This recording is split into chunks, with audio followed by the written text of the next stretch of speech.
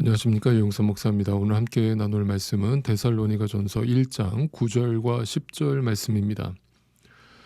어제 본 말씀에서처럼 데살로니가 교회는 사도 바울로부터 칭찬을 듣고 있습니다.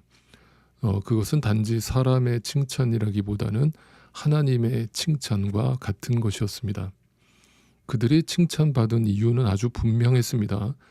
절대로 믿음을 지킬 수 없는 상황에서 믿음과 삶의 균형을 이루어서 믿는 자들에게 본이 되는 삶을 살아갔기 때문이었습니다. 그것은 전적인 복음의 능력으로 인해서 벌어진 사건이었고, 전적인 하나님의 은혜가 데살로니가 교회를 휘감았기 때문에 가능했던 것이었습니다.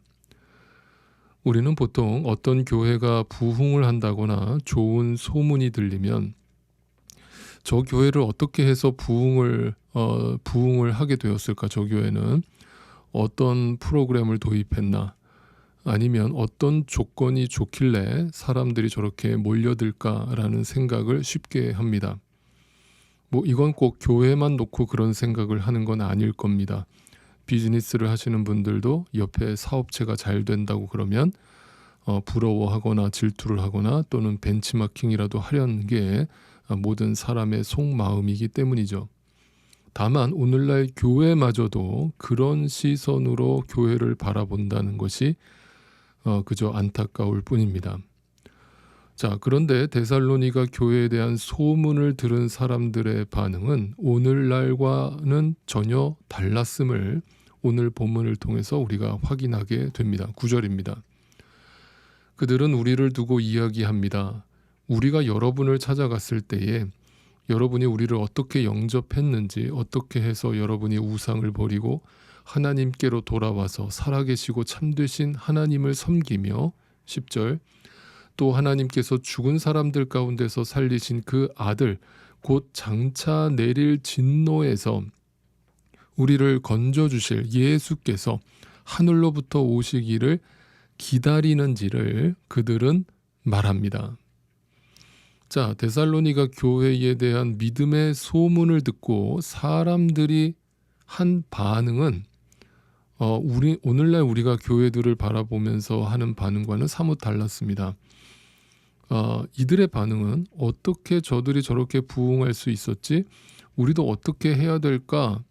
어떻게 하면 우리도 데살로니가 교회처럼 될 수 있을까를 고민한 게 아니었습니다. 초대 교회에 있던 모든 교회들은 데살로니가 교회의 소문을 듣고 그들 가운데 역사하시는 예수 그리스도를 보았습니다. 즉, 이 모든 역사는 인간의 노력이나 신앙심에 의한 결과가 아니라 전적인 복음의 능력, 말씀의 역사였음을 그들이 본 것입니다. 여러분, 9절 말씀을 다시 한번 읽어보겠습니다. 여기서 중요하게 우리가 살펴봐야 될 단어는 어떻게라고 하는 단어가 반복되고 있는 것을 보게 되죠. 이 어떻게라고 하는 단어 속에는 그들이 어떻게 우상 숭배를 버리고 하나님께로 돌아오게 되었는가를 묵상할 때 그 답은 사도들의 어떤 열정이나 놀라운 가르침이나 또는 데살로니가 교회 성도들의 어떤 결단과 열심 때문이 아니라 예수 그리스도 때문이라는 것을 말하고 있는 것이죠. 즉, 오늘날 어떤 교회가 부흥했다라고 하면 그 교회의 목사의 어떤 능력이나 또는 성도들을 칭찬하는 것이 아니라 그 속에 역사하신 하나님의 역사, 복음의 역사가 어떻게 일어났는지를 보아야 한다는 뜻이 되는 겁니다. 그런데 중요한 거는 성경이 말하는 부흥은 오늘날 또 우리가 생각하는 것처럼 단지 숫자적 증가가 아니라고 하는 사실입니다.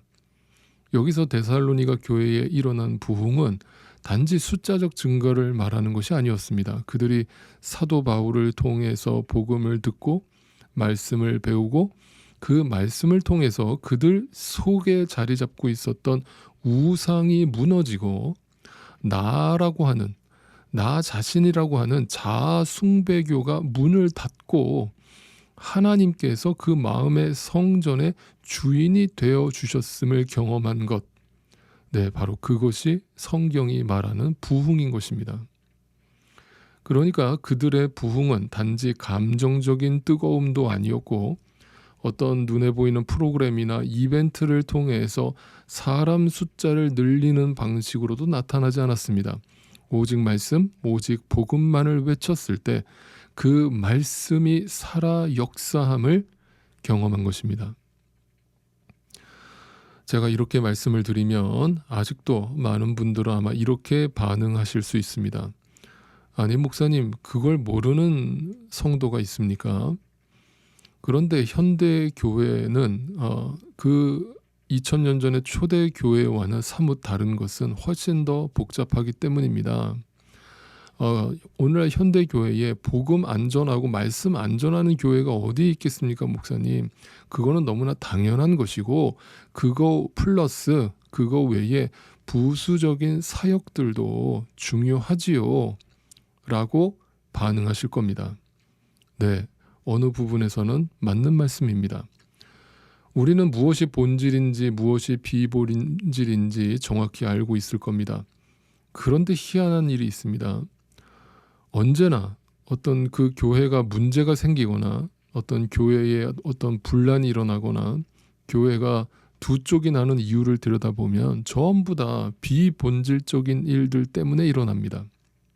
다시 말해 본질과 비본질의 우선순위가 바뀐 이유로 인해서 눈에 보이는 그런 열매가 나타나는 것이죠. 한마디로 주객이 바뀐 결과라는 사실입니다. 그것은 뭘 말해줍니까?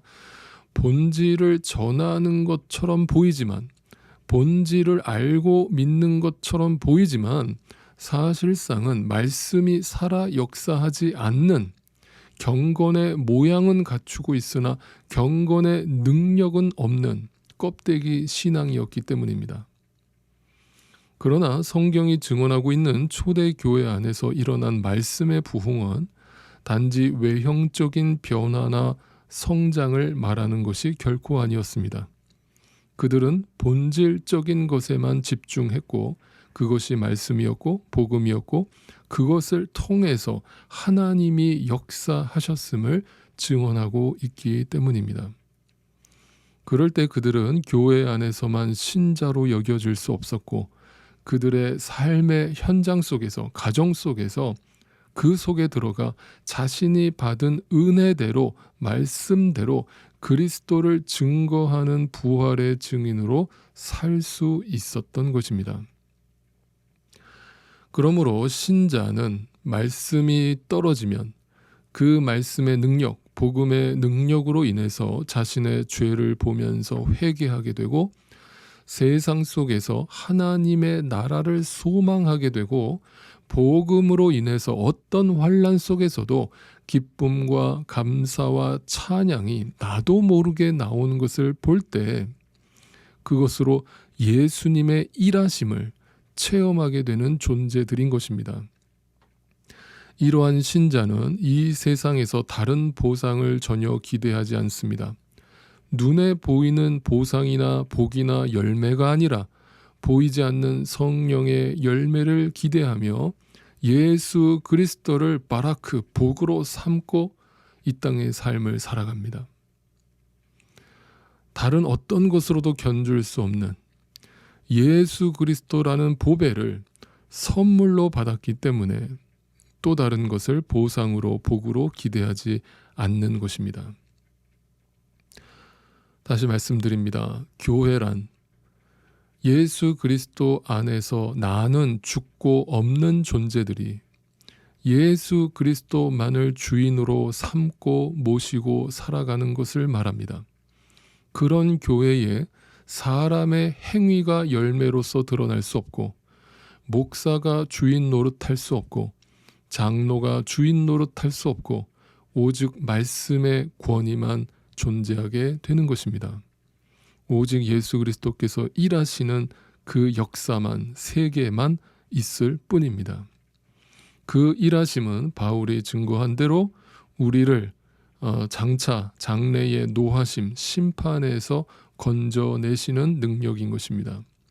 세상의 유혹 속에서 매일같이 바뀌는 변덕스러운 우리를 다스리시면서 죄된 나를 보게 하시고 십자가를 바라보게 하시는 것이 우리를 심판에서 건지시기 위한 예수님의 일하심의 흔적인 것입니다. 오늘 데살로니가 교회의 부흥을 보시면서 여러분의 신앙생활을 점검해 보실 수 있기를 바랍니다. 나는 지금 예수님의 일하심에 초점을 두고 있습니까? 아니면 여전히 나의 행위, 인간의 행위에 시선을 두고 있습니까?